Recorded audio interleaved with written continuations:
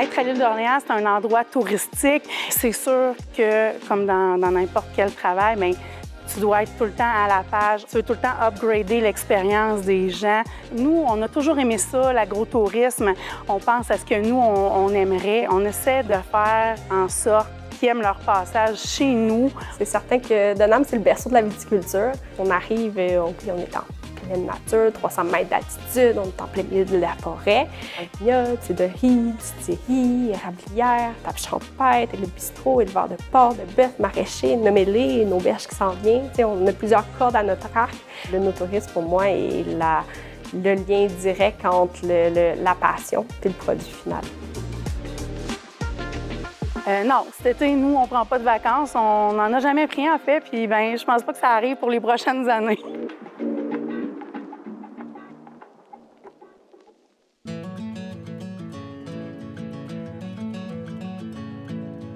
Je m'appelle Dominique Drolet, je suis copropriétaire du vignoble Domaine Sainte-Famille, à Sainte-Famille, à l'île d'Orléans.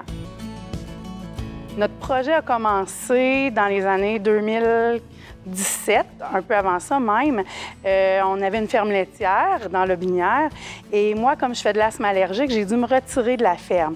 À partir de ce moment-là, bien, on a regardé un peu ce qui se faisait un peu partout et puis on s'est arrêté ici, à l'île d'Orléans, pour visiter le domaine. Une des choses qui nous a poussé à venir ici, entre autres, c'est le côté touristique de l'île parce que nous, en venant du milieu de la production laitière, on n'a pas ça du tout, nous, le service à la clientèle, le marketing et le tourisme. Ça a été ce qui a eu un gros poids sur la balance. Je ne suis pas toute seule dans l'entreprise. On est copropriétaire, moi, mon conjoint Christian. Et il y a aussi nos 4 enfants qui nous donnent un coup de main, en fait, qui travaillent à temps plein l'été avec nous. Ici, le domaine, il y a 62 hectares. On en a 3 en parcelles de vignes. On a entre 12 et 15 variétés différentes. On est principalement sur les cépages rouges, du Frontenac, du Maréchal Foch, du Marquette. On a un peu de Baco. Dans le blanc, on n'en a pas grand, mais ce qu'on a, on l'a en Adalmina et en Frontenac.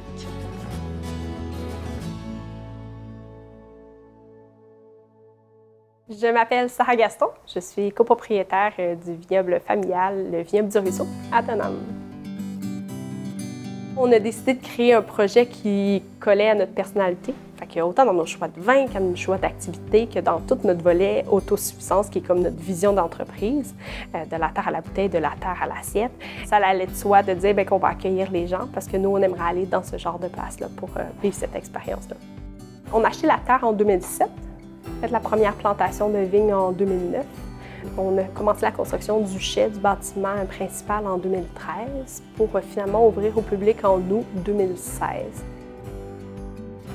Puis au niveau de la plantation, on est à 7,5 hectares de vignes plantées. On est exclusivement en vitis vinifera, cépage noble au vignoble.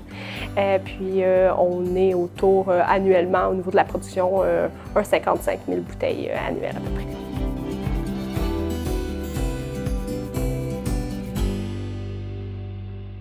Étant donné qu'on a décidé de planter exclusivement en vitis vinifera, on a décidé de chauffer nos vignes durant la saison froide grâce à la chaleur du sol, donc la géothermie.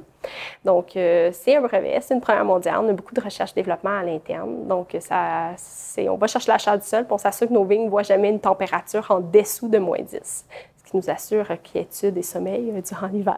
Puis ça nous permet aussi de réveiller les vignes un peu d'avance au niveau de la saison végétative, qui nous permet, en bout de ligne, à la fin de la saison, durant le temps des vendanges, vendanger un raisin comme à pleine maturité, puis jamais se soucier vraiment que Dame Nature nous annonce de la neige ou une mauvaise température pour la fin de la saison. C'est fou. Écoute, on est aux extrêmes, là. Chez nous, c'est vraiment petit, puis ici, c'est immense. Ça n'enlève pas toute la beauté de la place puis le charme. C'est fantastique. C'est un bel endroit. Je pense que c'est le fun au niveau du sujet principal de la journée, le no-tourisme, de voir comme de 2 offres totalement différentes à 2 opposés totalement, vraiment, mais qui rejoignent autant la clientèle l'une que l'autre. Les gens, ils ne viennent pas que consommer quand ils viennent au vignoble. Ils veulent vivre une expérience. Ils veulent autant parler avec les gens derrière le comptoir, justement. Je pense que la question qu'on a le plus au vignoble, c'est qui les propriétaires? Oui, c'est ça, c'est vrai. Ça vient d'où? Là, on leur dit, c'est une famille québécoise. normal, papa, maman, la fille, puis le conjoint. Puis là, les monde sont comme, pour vrai. Puis là, quand ils sachent que je suis en boutique, puis là, ils me pointent, là, mon équipe, parce qu'ils sachent que je suis bien gênée, puis j'aime pas ça. Fait que là, ils viennent me voir, t'es propriétaire. Là, les questions, là, c'est une pluie, l'avalanche de questions, mais comme le côté humain est important, puis il est encore au centre de même de l'équation de nos touristes. La clientèle qui vient au domaine Sainte-Famille, ça va des jeunes début vingtaine, en passant par les gens dans la quarantaine, la cinquantaine, la soixantaine. On aime bien, justement, comme je disais, les gens qui vont être curieux parce que plus ça va, plus les gens sont informés, les gens sont au courant, particulièrement les jeunes. Eux autres, ils vont nous challenger un peu, là. Ils vont nous en poser des questions. Il y a une autre partie de la clientèle qui est le touriste international. Donc ça, c'est France, c'est Allemagne, c'est États-Unis, c'est l'Asie. C'est quand même large comme clientèle. Ça ne vise pas une clientèle en particulier. Côté éducation, bien en fait, là, on a toujours aimé ça transmettre. Donc, on aime ça parler de ce qu'on fait aux gens. On aime ça les éduquer. Ici, là, il n'y a pas de classe sociale. Si tu n'as pas de vocabulaire du vin, c'est pas grave. On va t'en parler du vin, on va t'en parler de notre façon de faire, on va t'en parler de la cuverie, de ce qui se passe au champ. C'est ça qu'on aime faire. Les gens, quand ils arrivent au domaine Sainte-Famille, la première des choses, bien, ils vont entrer en boutique, ils vont faire une dégustation. La dégustation, ça se passe au verger. En fait, là, tout se passe au verger. On a plein de jeux d'extérieur. Ça, c'est le fun parce que les milléniaux, c'est quelque chose qu'ils aiment bien. Les petites familles aussi. Les gens peuvent... il y a des petites planches de charcuterie, de fromage, accompagner leur dégustation avec ça. Et sinon, bien, ils peuvent partager une bouteille, prendre un verre, faire un pique-nique. En fait, ici, c'est pas compliqué. Là, comme on dit, c'est 60 hectares de plaisir à partager.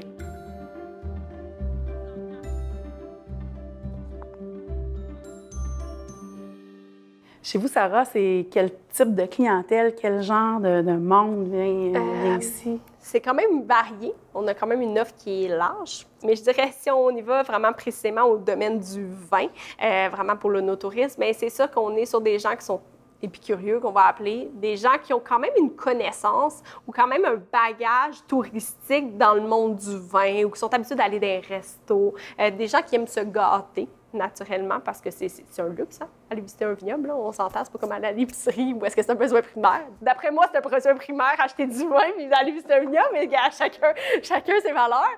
Mais oui, je te dis que c'est assez varié, mais attend à rajeunir dans les dernières années. Les gens peuvent déguster au vignoble à 2 endroits. Donc, on a le bar à cocktail qui est plus à l'intérieur, vu sur les vignes. Puis, on a l'espace jardin à l'extérieur, où est-ce qu'ils peuvent déguster, dans les deux cas, vin, spiritueux et cocktail. Notre restaurant s'appelle le Bistrot sur Braise. Donc, un bistrot, de la bistronomie gastronomique, si on veut, au niveau de notre approche.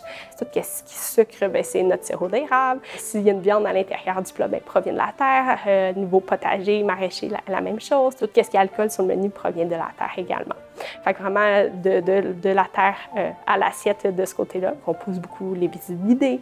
On se promène dans les vignes, voir une vidéo vraiment sur la viticulture. Fait qu'on peut avoir autant le volet très vinicole, fait que la vigne, le cycle de l'année, qu'on peut avoir un volet très dégustation. Fait que là, on s'assoit, on comprend comment déguster, ou en l'occurrence, on peut en avoir qu'on comprend comment déguster, mais on comprend l'accord mets vin derrière. Mais chaque visite a son créneau, puis sa transmission d'informations qui est précise selon ce que le client veut vivre comme expérience. On a décidé d'être ouvert 7 jours sur 7 au vignoble. Encore là, c'est une question de qu'est-ce qu'on nous voudrait vivre comme client. N'importe quel jour de l'année. Noël et jour de l'an, on a 4 jours de répit. 4, c'est pas beaucoup, OK? Mais tous ces jours-là, les gens peuvent venir, puis ils savent qu'ils vont venir, ils vont pouvoir venir à la boutique, venir déguster, boire un cocktail. Fait qu'on devient quasiment une destination de 4 à 6, de place pour acheter le petit cadeau gourmand d'hôtesse ou d'amis, venir acheter son vin avant d'aller au chalet pour une fin de semaine. Puis je pense que cette offre-là, du fait qu'on est ouvert 7 jours sur 7, nous permet d'avoir cette chance-là comme type de client. Oui, c'est demandant, mais c'est la tape dans le dos que tu as besoin comme pour continuer. C'est comme le petit boost d'émotion, puis de genre, hey, bravo, j'aime ce que tu fais, c'est le fun, c'est beau, félicitations, wow. Ça, quand tu reviens le soir, oui, t'es fatigué, t'as la gorge sèche, puis t'es plus capable de parler à un humain, honnêtement. Mais, par exemple, t'es comme, ça fait du bien. C'est plate, mais c'est le paycheck au bout de la ligne. Genre, c'est comme, hey, on fait pas ça pour rien, on travaille pas comme des fous pour rien. C'est comme, hey, le monde tripe sur le projet. Genre, c'est le fun de voir ça. Puis honnêtement, je pense que c'est ça qui est le plus valorisant au niveau de Mais c'est vrai, parce que les grosses journées, les journées où tu es sur l'adrénaline, tu reviens chez vous, là, puis c'est comme, ces journées-là, moi, ils ont été quand même faciles. Tu es exténué, mais... c'est une bonne fatigue. C'est ça, c'est une bonne fatigue fatigue émotionnelle, c'est une fatigue plus physique qu'autre chose. Oui, vraiment. Pour nous, au vignoble, l'avenir de l'œnotourisme, on veut le challenger. On a le goût de le pousser à son maximum. C'est pour ça qu'on s'inspire aussi d'ailleurs de qu'est-ce qui se fait. On a le goût de se réinventer à chaque année. Il y a un côté éducation qui va de pair avec tout ça. On veut vraiment que quand les gens viennent, qu'ils ressortent en étant encore plus curieux. Puis je pense que oui, c'est à la mode, si on peut dire, présentement, les vins québécois, puis les cidres québécois, puis les bières québécoises. Mais je pense pas que c'est là pour être une mode, c'est là pour rester. Je pense que les gens veulent comprendre qu'est-ce qu'ils mettent dans leur assiette, qu'est-ce qu'ils mettent dans leur verre, encore plus à voir avec le producteur puis comment ça fonctionne. Fait que je pense ça va tendre à grandir toute cette offre œnotourisme-là au Québec. Puis je pense que chacun, en tant que vigneron, on a notre part du travail à faire, justement pour le faire évoluer, puis le faire continuer, puis l'améliorer, puis intéresser le plus de monde possible. Oui, longue vie à l'œnotourisme. Pareillement.